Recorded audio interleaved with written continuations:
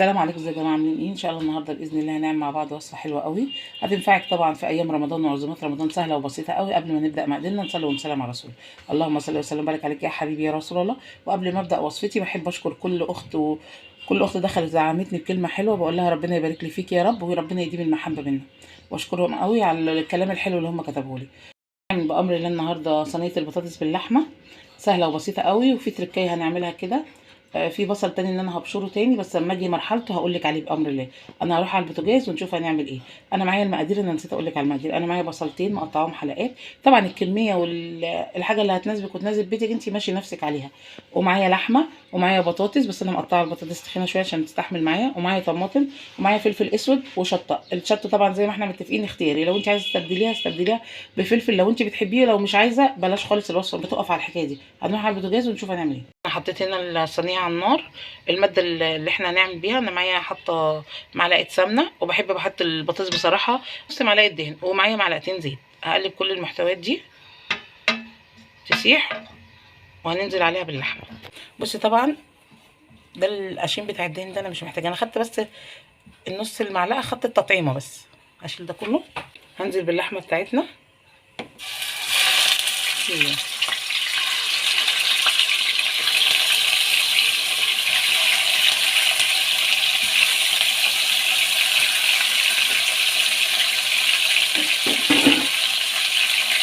بصي بقى اللحمه بتاعتي دي انا هشوحها شويه لحد ما تاخد لون، وهننزل عليها بالبصل.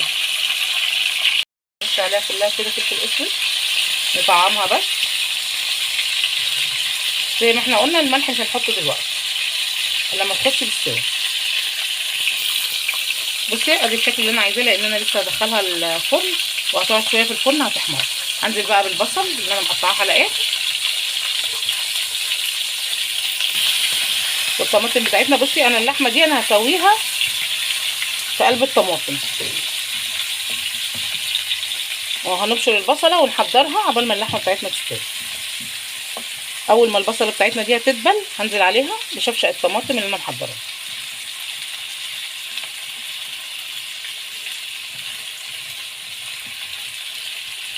معانا دبلت. طبعا انا عايزه شوربه بتاعه اللحمه، فانا هاخد الخطوه دي في خطوه واحده. هنسويها في قلب الصلصه، هتنزل كل السوائل اللي فيها في قلب الصلصه، هتدينا طعم احلى.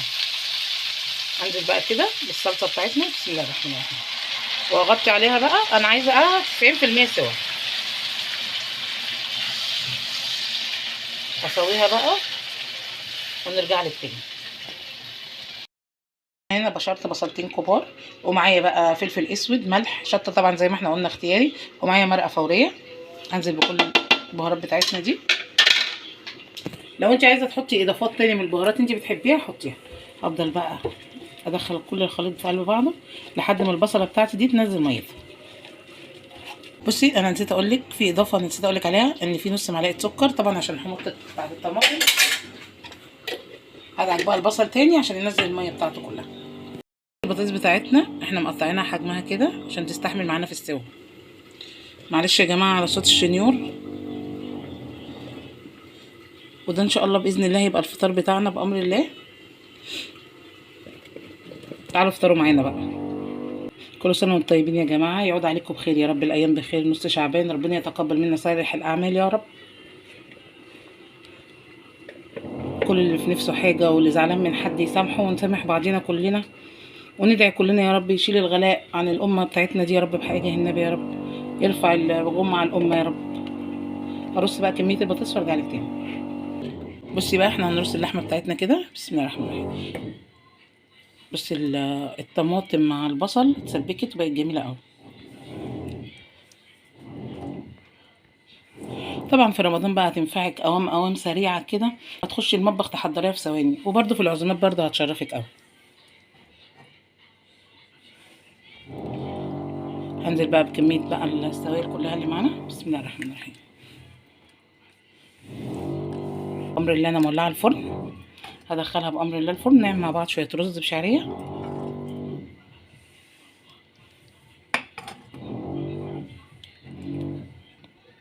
انا ضفت كل الكميه اللي معايا وزودتها ربع كوبايه ميه بس.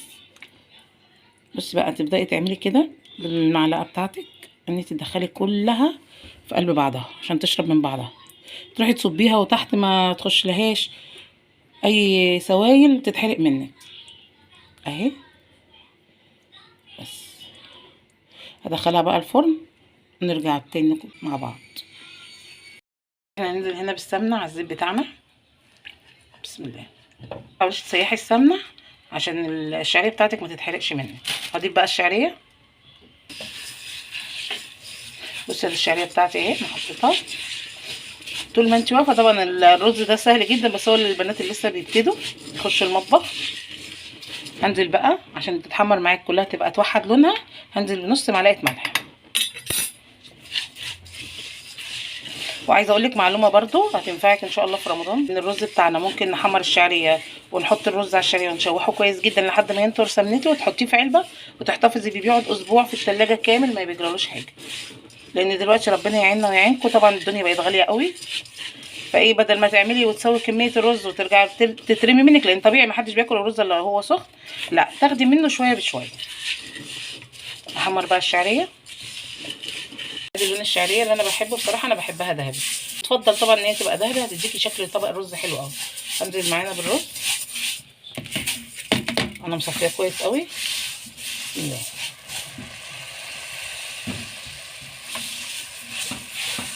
افضل اقلب فيها كده لحد ما تسمعي في صوت تحت كده، لما خلاص الميه ما بقاش في ميه تسوي الرز بتاعك هيبقى في منتهى الجمال. هقلبها كويس وارجع لك بقى على الميه. انا ضفت الملح بتاعي، انا هحط بقى المعلقه اوريك كده اهي. ادي المعلقه. بسم الله الرحمن الرحيم على حرف المعلقه.